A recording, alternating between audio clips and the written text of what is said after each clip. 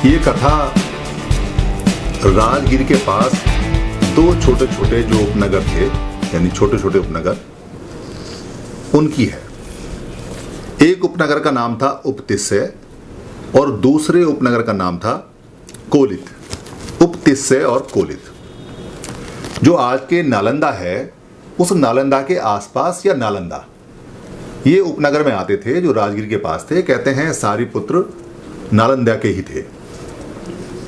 ये जो कथा है ये भगवान बुद्ध के जो दो अग्र सावक हुए हैं, यानी कि जो शिष्य हुए हैं, जो आगे अग्नि रहे, राइट और लेफ्ट हैंड, सारिपुत्र और महामोगल्यान, उनकी है। धम्पद नंबर 11 और 12। उसमें उपतिस्सय जो उपनगर था, छोटा कस्बा या गांव था, उसमें एक बहुत रूपसी, एक बहुत श्रद्धावान, एक बहुत अपने काम में अग्रणी, दयालु, सदाचारी, रुपैली एक महिला जिसका नाम सारी था, उसका एक पुत्र हुआ। उसको सारी पुत्र के नाम से जानते थे या उपतिस्सय बोला करते थे, क्योंकि उपतिस्सय गांव के नाम से लोगों की पहचान बहुत पुरानी रही है। पंजाब के अंदर, जो पाकिस्तान के अंदर आज की डेट का पाकिस्तान, पहले तो वो भारत का हिस्सा था, जो पाकिस्तान और अफगानिस्तान के जो लोग हैं वो आज भी अपने पिंड या अपने गांव के नाम को पीछे लगाते हैं। जैसे आपने मशहूर कलाकार का नाम सुना होगा राजेश खन्ना, तो वो खन्ना जो लगाते हैं वो खन्ने के हैं, इसलिए वो खन्ना लगाते हैं। या जो भिंडा वाला नाम था वो भिंडा वाले उसके थे गाँव के। या जो आज की डेट में जैसे इलाहाबादी लगाते हैं या बदायूं लगाते हैं या मुरादाबादी लगाते हैं, इस तरह के नाम वो पीछे लगाते थे। तो सारी पुत्र को उपतिस्सय भी बोलते थे। और दूसरा जो गांव था उसमें एक महिला थी, उनका नाम था मोगली। मोगली नाम था, उनका एक पुत्र हुआ, उसको बोलते थे कोलित या महामोगल्यान। ये दोनों बच्चे आपस में मिले। इन दोनों बच्चों के घरों में, जैसे सबके घरों में था, क्योंकि सभी के पास खेत थे, सभी के पास अपने जानवर थे, तो खूब सभी के पास में मौज मस्ती थी। दोनों बच्चे आपस में, पास पास में गांव था, मिले तो उन्होंने दोस्ती की और दोस्ती करने के बाद में बड़ी अच्छी दोस्ती उनकी चलती रही। थोड़े बड़े हुए, बड़े होने के बाद में वो राजगीर में एक मेला देखने के लिए गए। मेला देखते समय उन्होंने देखा कि वहाँ नाच गाना, मौज मस्ती, खाना, ये सब चल रहा है। तो दोनों को ये विचार आया, क्या मनुष्य इसीलिए पैदा होता है कि ये खाता रहे, पीता रहे, मौज मस्ती करता रहे, गाना गाता रहे और ये सब क्रियाकलाप करता रहे? क्या यही मनुष्य का उद्देश्य है? क्या मनुष्य इसी के लिए बना है? ये विचार दोनों के मन में आया और आपस में बातचीत की तो ये विचार आगे बढ़ा। आगे बढ़ने के बाद में ये हुआ कि हमें खोजना चाहिए कि आखिर हम क्यों बने हैं, प्रकृति ने हमें रचना क्यों की है, या हम प्रकृति के सबके ऊपर के हिस्से में जो चेतना युक्त हैं, वो चेतना का क्या काम है, वो कैसे काम करती है। ये जब अपने आप को जानने की और निज को जानने की और अपने बारे में जानने की जिस व्यक्ति में इच्छा उत्पन्न हो जाती है, फिर उसे चैन नहीं मिलता, क्योंकि फिर वो जानवर से मनुष्य बनने की श्रेणी में आ जाता है। जानवर नहीं सोच पाता, उनकी चेतना इतनी नहीं होती, मगर अगर मनुष्य है और उसकी चेतना में ये आ गया कि वो यहाँ पृथ्वी पे कर क्या रहा है, बाकी सारी चीज़ें तो आर्टिफिशियल हैं, मगर जब वो अपने बारे में, निज के बारे में सोचना शुरू कर देता है और ये सोचना शुरू कर देता है कि वो यहाँ पृथ्वी पे क्यों पड़ा हुआ है, क्या कार्य उसका है, उद्देश्य क्या है, जीवन क्या है, क्या यही जो कुछ चल रहा है, तब जब तक वो सवालों के जवाब नहीं मिलते तब तक बड़ी दिक्कत होती है। उनको भी बड़ी दिक्कत हुई। दोनों ने आपस में मिलके और सोचा कि किसी व्यक्ति से पता करें, कोई हमारा शास्त्र मिल जाए, कोई हमारा टीचर मिल जाए, कोई हमारा शिक्षक मिल जाए। ऐसा सोचते हुए उन्होंने ढूंढ की, तो ढूंढने पे उन्हें एक संजय नाम के गुरु मिले। जो संजय थे उनके काफ़ी शिष्य थे। संजय के अपने सिद्धांत थे जो उन्होंने सीखे, प्रकृति सीखे, और जितने वो सीख पाए। सीखने के बाद में उन्होंने ये देखा कि दोनों ने कि बात बनी नहीं, जो हम प्रश्न पूछ रहे हैं वो हमें जवाब नहीं मिला। तो उन्होंने आपस में तय किया कि हम दोनों अलग अलग दिशाओं में ढूंढेंगे और जिसको अगर प्रश्न का जवाब मिल जाए तो वो दूसरे को आगे तुरंत बताएगा। ऐसा प्रण करने के बाद में दोनों अलग अलग दिशाओं में चले गए। सारी पुत्र को एक भिक्खू मिला घूमता हुआ, जो बहुत शांत और बहुत चित्त से और जिसके चेहरे पर नूर था और जिसके चेहरे पर चमक थी, वो भिक्षाटन करता हुआ जा रहा था। सारिपुत्र ने देखा कि इसमें कुछ अंतर है, बाकी जो लोग हैं परिव्रजक हैं, यानी जो घर छोड़ के आते हैं, उसमें इसमें थोड़ा सा अंतर है।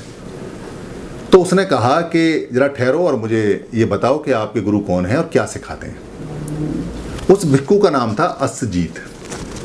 उसने कहा कि मैं तो अभी अभी भिक्खु संघ में दाखिल हुआ हूँ, अभी अभी मैंने क्लास लेनी शुरू की है, अभी अभी मैंने कॉलेज ज्वाइन किया है। हमारे जो टीचर हैं वो बुद्ध के नाम से जाने जाते हैं। तो उन्होंने कहा क्या सिखाते हैं। अस्सजीत ने कहा कि मैं ज़्यादा तो जानता नहीं क्योंकि मैं अभी अभी क्लास में भर्ती हुआ हूँ, मगर वो ऐसा कहते हैं कि दुनिया में जो भी चीज़ें होती हैं, जो भी एक्ट होते हैं, जो भी कार्य होते हैं, उन कार्यों का एक निश्चित कारण होता है। वो जो कारण है उससे जो उत्पन्न होता है, उत्पाद उत्पन्न होता है, वो फिर कारण बन जाता है। और हर एक सभी प्राकृतिक चीज़ों का एक कारण है, उस कारण से वो पैदा होते हैं और वहीं से दुख पैदा होता है और दुख को ख़त्म करने का तरीका भी वो बताते हैं। बस इतना सुनना था क्योंकि सारिपुत्र बहुत दिनों से ढूंढ रहे थे और बुद्धि में पारंगत हो गए थे। ये बात बिल्कुल नई थी, ये कारण बिल्कुल नया था, ये सिद्धांत बिल्कुल नया था, ये टेक्निक बिल्कुल नई थी जो उन्हें अब तक नहीं मिली। उनको तुरंत क्लिक की और जिसको बात तुरंत समझ में आ जाती है वो उस समय भी सोतापन्न हो सकता है, यानी उसका मुक्ति का मार्ग, ज्ञान का मार्ग खुल सकता है। और वो सुनते ही सोतापन्न हो गए कि ये बात बिल्कुल सच है, क्योंकि उन्होंने जान लिया शरीर पे। और वो दौड़े दौड़े गए और उन्होंने महामोगल्यान को, जैसा कि उनके साथ में निश्चित हुआ था, उन्होंने वो सारी बात बताई।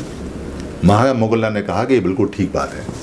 उन्होंने कहा आओ चलो अपने जो टीचर हैं, गुरु हैं संजय, उनसे विदाई लेते हैं और उनको बताते हैं और उनको निवेदन करेंगे कि आप भी चलें।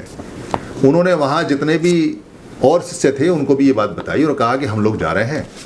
तो बाकी जो उनके साथी थे उन्होंने कहा हमें भी साथ ले लो, जब आप चाहिए रहे हो। तो सारे के सारे साथी उनके लिए जाने के लिए तैयार हुए। उन्होंने संजय जो टीचर थे, गुरुजी थे, उनसे आज्ञा मांगी। तो संजय जो टीचर थे उनको अपनी गद्दी का, अपने टीचर होने का, अपने ऊंचे स्थान होने का बड़ा ही राग हो चुका था और उन्होंने सारिपुत्र को कहा, मोगल्यान को कहा कि आप दोनों मुझे छोड़ के मत जाओ। अब हम तीनों टीचर हैं, हम तीनों गुरु हैं, हम तीनों मिलके ये जो 1000 शिष्य हैं इनको सिखाएंगे और आप भी टीचर हो, मैं भी टीचर हूँ, आप मत छोड़ो। तो सारिपुत्र ने कहा कि जो आप सिखा रहे हैं उसमें सार नहीं है, उसमें वो एसेंस नहीं है, उसमें वो बात नहीं है जिससे कि हम जीवन में विमुक्त होकर जाएंगे। मेरा निवेदन ये है कि आप भी चलिए और जहाँ सीखने को मिले वहाँ से सीखना चाहिए, क्योंकि हमें सीखना ही हमारा काम है और सीख के सिखाना ज़रूरी है। तो संजय तैयार नहीं हुए। बहुत ज़्यादा दिक्कत होने के बाद संजय ने कहा कि आप दोनों छोड़ के चले जाओ, ये सारे लोग जा रहे हैं, चले जाओ, मगर इस दुनिया के अंदर मूर्खों की कमी नहीं है। इनफैक्ट इस दुनिया के अंदर मूर्ख लोग बहुत ज़्यादा हैं, अज्ञानी बहुत ज़्यादा हैं। मुझे तो बहुत सारे शिष्य मिल जाएंगे और आपको शायद अच्छे टीचर ना मिलें, इसलिए आप जाके सीखो और मेरी मठ और गद्दी चलती रहेगी, क्योंकि जब तक मूर्ख हैं तब तक गद्दी को और मठ को चलाने में कोई दिक्कत मुझे नहीं आएगी। सारिपुत्र और महामोगल्यान अपने 1000 साथियों के साथ भगवान बुद्ध से शिक्षा प्राप्त करने के लिए उनकी स्कूल की तरफ चले गए और वहाँ जाके उन्होंने ये सारा वृत्तांत, ये सारी बात उन्होंने वहाँ भगवान बुद्ध से बताई। तब भगवान बुद्ध ने जो बात कही वो गाथा नंबर 11 और 12 में आती है। गाथा नंबर 11 और 12। ए सारे सार मतिनो सारे चे आसार दस्सिनो ते सारंग ने अधिगच्छन्ति मिच्छा संकप गोचरा। इसका मतलब है कि जो व्यक्ति असार में सार को ढूंढता है, यानी कि बेकार बात में काम की बात ढूंढता है, और सार में जो अच्छी बात है उसमें वो बेकार की बात को देखता है, दर्शन करता है, उसको कभी भी सार प्राप्त नहीं हो सकता। जो हमेशा झूठे संकल्पों के साथ में रहता है या उनमें ही भ्रमण करता रहता है या झूठे संकल्पों को मानता है। ये बात भगवान बुद्ध ने पहली गाथा में, गाथा नंबर 11 में कही।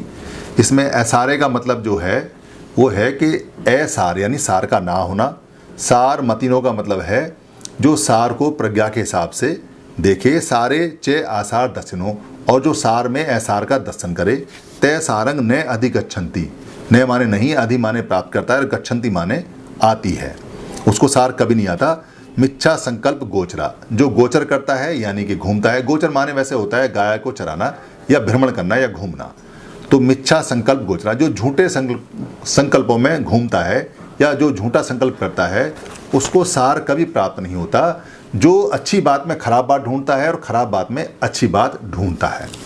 फिर इसको उन्होंने गाथा नंबर 12 में कहा है सारंग च सारतो यत्वा।